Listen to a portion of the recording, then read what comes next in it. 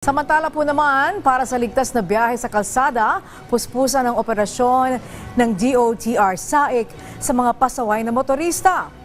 At ang target nila ngayon, mga kolorum na pampublikong sasakyan sa Santa Rosa, Laguna.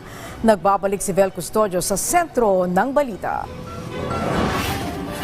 Tuloy-tuloy pa rin ang anti-colorum operation ng Special Action and Intelligence Committee for Transportation o SAIC sa labas ng Metro Manila.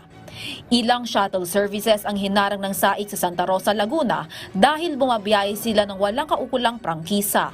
Yung dala ko kasing hindi ko naman alam na na pala yung expire yung dala ko. Pero papunta na dito sir yung dala kong papel sir. Na bago? Oo sir. Okay. Nalimutan ko lang gawa ng kala ko kasi So may bago kayo pero hindi nyo nadala? Oo. Dumipensa rin sa SAIC ang driver na ito.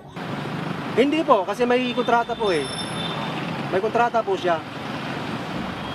Meron po siyang kontrata sa company. Meron nga kaming ganito, monitoring.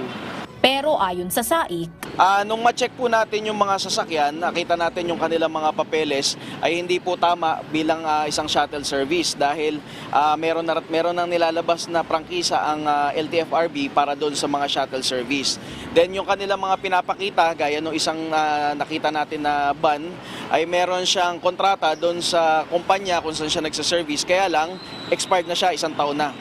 Kolorum na din po, kolorum na natin sila maituturing dahil may problema po yung kanilang mga papeles at considered as private vehicle po sila. 4 na van at isang bus ng mga company services ang nahuli ng SAIC at i-impound sa Central Office ng Land Transportation Office. Magmumulta ang bawat nahuling van ng 200,000 piso, habang 1 milyong piso naman ang multa sa mai-impound na kolorum na bus. Tinikitan din ng SAIC ang pampasaherong bus na ito dahil walang dala ang driver na official receipt at certificate of registration. Babala pa ng SAIC, hindi covered ng insurance ang mga pasahero kung sakaling madamay sila sa isang road accident habang nakasakay sa kolorum na sasakyan.